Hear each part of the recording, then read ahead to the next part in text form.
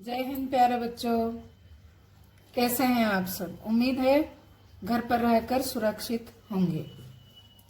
अब आज आपका पाठ 3 शुरू करने वाले हैं हिंदी का। पंडित ईश्वरचंद विद्यासागर। यह एक जीवनी है, जीवन का सारांश, जीवन का परिचय। इसको पढ़ने से पहले मैं आपसे 2 शब्द कहना चाहूंगी। आप घर पर हैं, माता पिता की सुरक्षा में है, माता पिता का कहा मानिए, उनके आदेश निर्देशों के अनुकूल चलिए, वह जैसा चाहते हैं आप उनके अनुकूल रहिए। माता पिता एवं शिक्षक यही वो व्यक्ति हैं जो आपको उन्नति की ओर देखना चाहते हैं, आपका भला चाहते हैं, आपका हित चाहते हैं। तो प्यारे बच्चों, माता पिता एवं शिक्षक का कहा मानिए और उन्नति की ओर जाइए। और जब भी आपको थोड़ा बहुत समय मिले, माता पिता की सहायता कीजिए, उनके कामों में हाथ बटाइए। शिक्षा के साथ संस्कार भी बहुत महत्वपूर्ण है। मुझे उम्मीद है आप यह बात मानेंगे, अपनी पढ़ाई भी जारी रखेंगे और माता पिता के अनुसार कार्य करेंगे। आगे बढ़ते हैं। यह पाठ जीवनी है। प्रस्तुत जीवनी जो है पंडित ईश्वरचंद विद्यासागर, जो कि सुप्रसिद्ध विचारक एवं आध्यात्मिक लेखक आचार्य श्री राम शर्मा द्वारा लिखित है। इनमें लेखक ने पंडित ईश्वरचंद विद्यासागर जी के बचपन की जो सत्य घटनाएं हैं उनका जीवंत वर्णन किया है। यही हम इसमें पढ़ेंगे, समझेंगे। शुरू करते हैं जीवन के बारे में पंडित ईश्वरचंद विद्यासागर जी के, जो कि श्री राम शर्मा जी ने लिखा है। कोलकाता से 20 मील दूर पश्चिम में स्थित वीर सिंह गांव के जिस परिवार में 26 सितंबर 1820 को पंडित विद्यासागर जी का जन्म हुआ था, वह कितने निर्धन थे इसका अनुमान इससे ही लगाया जा सकता है कि उनके पिता ठाकुर दास न जाने कितने दिन जीविका की चिंता में भूखे प्यासे कोलकाता की सड़कों पर फिरे, और जब उन्हें 2 रुपए माहवार की एक नौकरी मिली तो घर में उत्सव जैसा छा गया।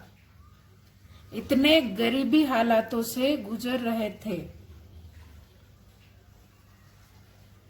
अब उनकी गरीबी का जो अनुमान है ये यहीं से लगाया जा सकता है कि जाने कितने दिन जीविका की चिंता में वो भूखे प्यासे फिरे हैं इधर उधर, और फिर 2 रुपए माहवार की उन्हें एक नौकरी मिली, जिसमें मानो परिवार में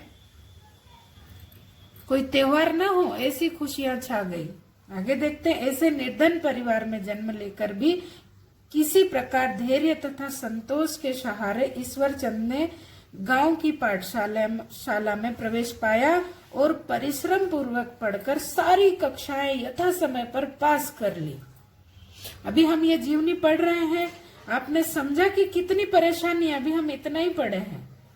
माता पिता गरीब घर के हैं, बहुत गरीबी से जूझ रहे हैं, फिर भी धैर्य रखते हुए ईश्वरचंद की पढ़ाई पूर्ण हुई यथा समय पर। अब आपको बेटा सब सर्व सुविधा आपके माता पिता ने जुटाकर दे रखी। आप सौभाग्यशाली हैं कि ऐसे माता पिता की संतान हैं कि वह परिश्रम कर रहे हैं और आप से केवल इतना चाहते हैं कि आप पढ़ें और आगे बढ़ें। आपको कोई समस्या नहीं है। ईश्वर की कृपा से माता पिता के माध्यम से सारी सुविधाएं आपको मिल रही हैं। अब हम इस पाठ में आगे जानेंगे। इसीलिए मैंने सर्वप्रथम यही कहा है कि माता पिता का कहना मानिए, शिक्षक का कहना मानिए, आप जरूर उन्नत होंगे। अब हम यहाँ पाठ में पढ़ रहे हैं कितनी परेशानी से इन्होंने पढ़ाई पूर्ण की। अब आगे चलते हैं। अब इसके आगे पढ़ाई के लिए कोई साधन नहीं थे। आगे की शिक्षा कोलकाता में ही संभव थी, पर वह परिवार के वश की बात नहीं थी। जो पैसे का खर्च है पढ़ाई से संबंधित, वो परिवार के वश में नहीं है। आर्थिक स्थिति से कमजोर है, नहीं कर पा रहे हैं।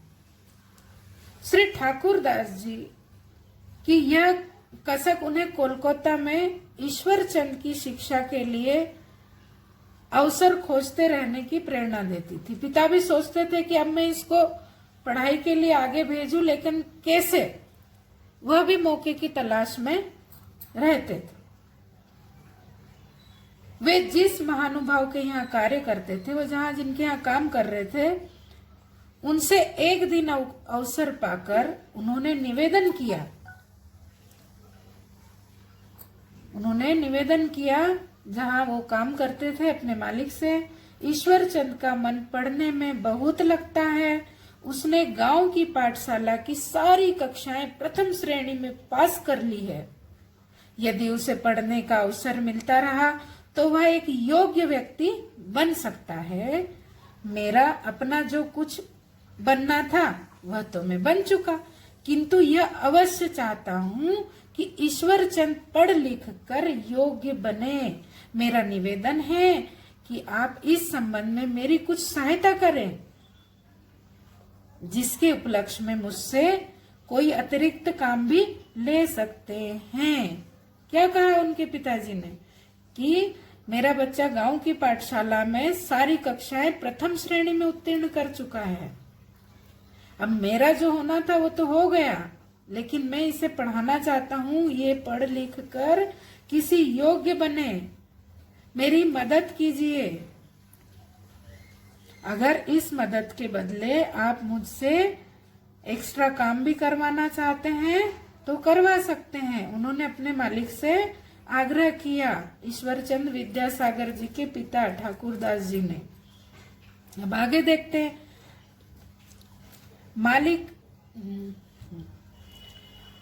मालिक जग दुर्लभ सिंह ने ठाकुर दास में पुत्र की प्रगति के लिए एक सच्चे पिता की पीड़ा देखी। उनके मालिक जो दुर्लभ सिंह थे, उन्होंने देख लिया कि ये अपने बच्चे के लिए बहुत चिंतित है, और यह बात वह समझ गए। उन्होंने एक अच्छे मनुष्य के नाते सहायता करने का वचन भी दिया और बच्चे को देखने की बात कही कि मैं आपकी मदद भी करूंगा, लेकिन आपके बच्चे से मिलना चाहता हूँ, देखना चाहता हूँ। श्री ठाकुर दास तुरंत गांव आए और ईश्वर चंद को साथ लेकर कोलकाता चल दिए। अब दोनों पिता पुत्र 20 मील की दूरी थी और सवारी का कोई साधन नहीं था, आवागमन का कोई साधन नहीं था, और साधन है भी तो रुपये नहीं है।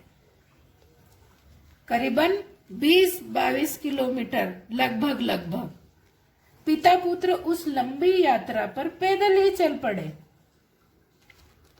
उस समय ईश्वर चंद की आयु कितनी थी बेटा, जानते हैं आप? केवल 8 वर्ष। ठाकुर दास जानते थे कि 20 मील की पैदल यात्रा उसके लिए कठिन थी और गोद में लेकर भी चला नहीं जा सकता था। अब क्या करें?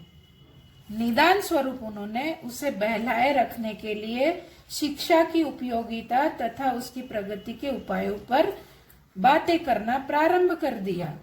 अब क्या करे, रास्ता कैसे कटे? छोटा सा ईश्वरचंद उनके पास है, गोद में लेकर भी नहीं चल सकते।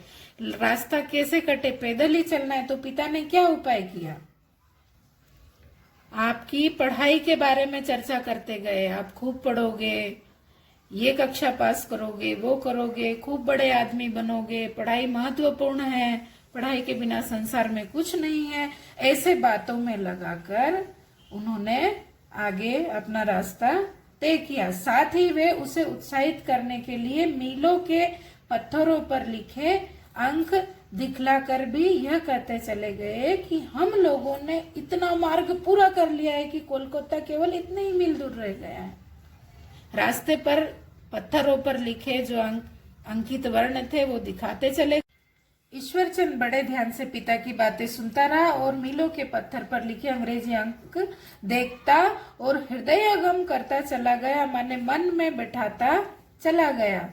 जिस प्रकार धैर्य का सहारा लेने से आपत्ति और आख्यान के सहारे रात कट जाती है, उसी प्रकार वार्तालाप के सहारे उन दोनों का रास्ता भी सरलता पूर्वक कट गया।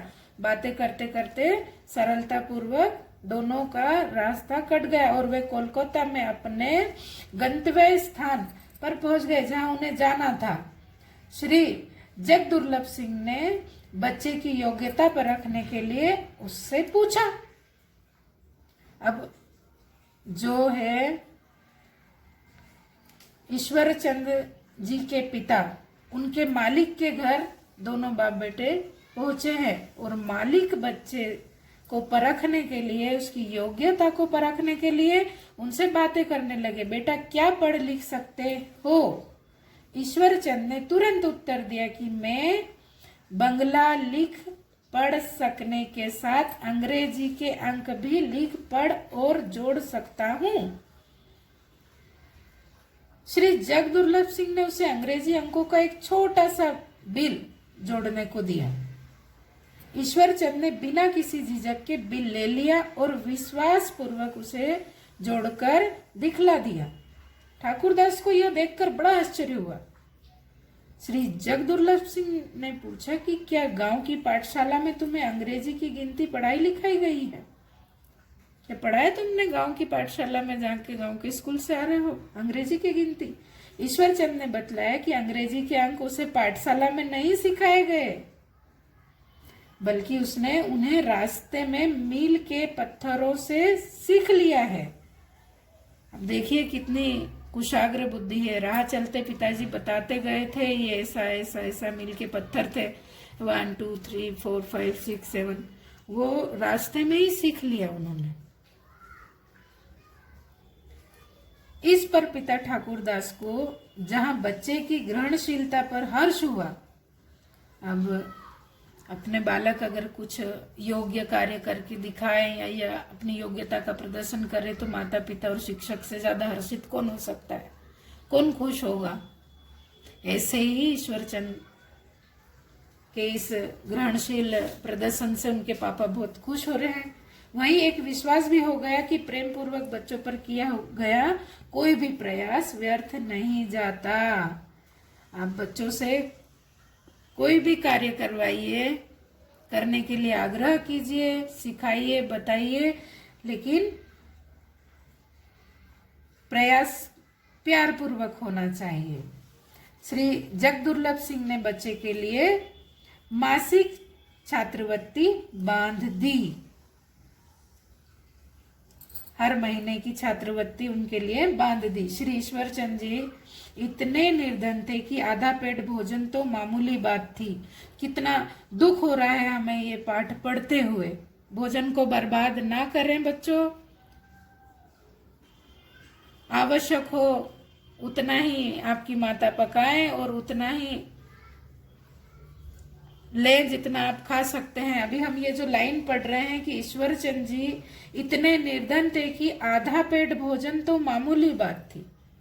माने एक बालक आधा पेट भोजन करता है, पढ़ के सुन के कितना खराब लग रहा है। और ये सत्य जीवनी है, ये जीवनी सत्य है। आपके पास पर्याप्त साधन है, माता पिता के कहे अनुसार चलें और खूब विद्या ग्रहण करें। सप्ताह में एक बार निराहार भी रहना पड़ जाता था। सप्ताह में 1-2 बार तो निराहार भूखे रहना पड़ता था। ऐसी परिस्थितियों में बालक विद्यासागर विद्या ग्रहण कर रहे थे। आप समझ सकते हैं इस जीवनी के माध्यम से। ये सत्य है, ये लिखा हुआ है। पढ़कर, सुनकर, समझकर हमारा हृदय कैसा महसूस कर रहा है, आप भी सुन रहे हैं, आपको समझ आ रहा होगा। भोजन की महत्वता को समझें। सप्ताह में 1-2 बार निराहारी रहना पड़ जाता था। यद्यपि वे हृदय से इतने उदार तथा दयालु थे कि अपनी छात्रवृत्तियों का अधिकांश भाग निर्धन विद्यार्थियों की सहायता में भी खर्च कर देते थे। उनके पिता के मालिक ने जो उनकी छात्रवृत्ति बांधी थी, उसमें से वो इतना उदार दिल बालक था कि उसमें से भी और निर्धन बालकों पर वो खर्च कर देते थे। जब वे किसी विद्यार्थियों को फटे पुराने कपड़े पहने देखते थे तो उनको ऐसा लगता था मानो उनका कोई भाई ही कपड़ों के अभाव में चिथड़े लपेटे हुए हैं। वो ऐसा महसूस करते थे कि मेरा ही कोई भाई है और कपड़े का अभाव है, मिल नहीं रहे तो चिथड़े लपेटे हुए। इतनी उनको करुणा आ जाती थी और वो अपनी छात्रवृत्ति के पैसे से उन्हें सहायता कर देते। उनका हृदय सहानुभूति से भर जाता और वे तुरंत उसके लिए कपड़ा बनवा देते थे। गरीब विद्यार्थियों को शिक्षण शुल्क और पुस्तकें खरीद कर देने में उन्हें बड़ा आत्म सुख मिलता था। इस प्रकार यथासंभव वे सबकी सहायता करते रहते थे जो भी उनसे बन पड़े। अपने पाठ पूरे कर लेने के बाद जो समय शेष बचता था उनमें वे कमजोर विद्यार्थियों को पढ़ाया करते थे। अब यहाँ भी देख लीजिए कि अपनी छात्रवृत्ति के पैसे में से अपने मित्रों को सहायता भी कर देते थे और अपनी पढ़ाई में से समय बचने पर वो अन्य विद्यार्थियों को पढ़ाने में सहायता भी कर दिया करते थे। ऐसी भावना हम सब रखें बच्चों, ऐसी भावना हम सभी रखें। उनकी सदैव ही यह इच्छा रहती थी कि सारे विद्यार्थी पढ़ने में तेज बने और अच्छी श्रेणियों में पास हो। वेदांत तथा दर्शन शास्त्र की योग्यता प्रतियोगिता में सर्वप्रथम आकर ईश्वरचंद ने सैकड़ों रुपए के नगद पारितोषिक एवं प्रशंसा पत्र भी प्राप्त किए। ये अपनी योग्यता से प्राप्त किया है। योग्यता से प्रतियोगिताओं में शामिल होते, उसमें उत्तीर्ण होते तो उनका पारितोषिक नगद रुपया भी उन्हें मिलने लगा और प्रशंसा पत्र भी उन्हें प्राप्त होने लगा।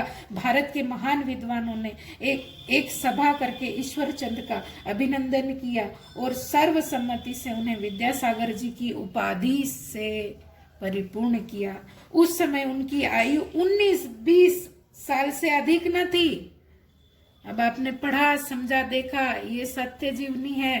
केवल 19-20 वर्ष की आयु में इतना मान सम्मान प्राप्त एक विद्यार्थी, एक बालक गरीब घर से कर सकता है तो आप क्यों नहीं? आप उन्हीं में से एक हो, आप में है योग्यता और आप कर सकते हो बेटा। आप जुगत लगाइए, आप कर सकते हो। तब से ही वे ईश्वरचंद विद्यासागर जी के नाम से प्रसिद्ध हुए। यह थी श्री राम शर्मा द्वारा लिखित जीवनी पंडित ईश्वरचंद विद्यासागर जी के बचपन की सत्य घटना का जीवंत वर्णन। मुझे उम्मीद है आपको यह पसंद भी आया होगा, आपने इसको सुना, समझ भी लिया होगा। आप घर पे पुस्तक के माध्यम से एक बार और पढ़ लीजिए और इसके प्रश्न उत्तर मैं अगले पार्ट में आपको बता रही हूँ। आप लिखें अपनी कॉपी में और प्रयास करें। यह जो प्रयास हमने आज पढ़ा है, समझा है, मुझे उम्मीद है ये आपके हृदयों तक पहुंचा है और आप भी प्रयास करेंगे अपने माता पिता को खुशियां प्रदान करने के लिए। आप पढ़ेंगे, आप आगे बढ़ेंगे, आपके माता पिता से अधिक कौन प्रसन्न होगा बेटा। जय हिंद, जय भारत।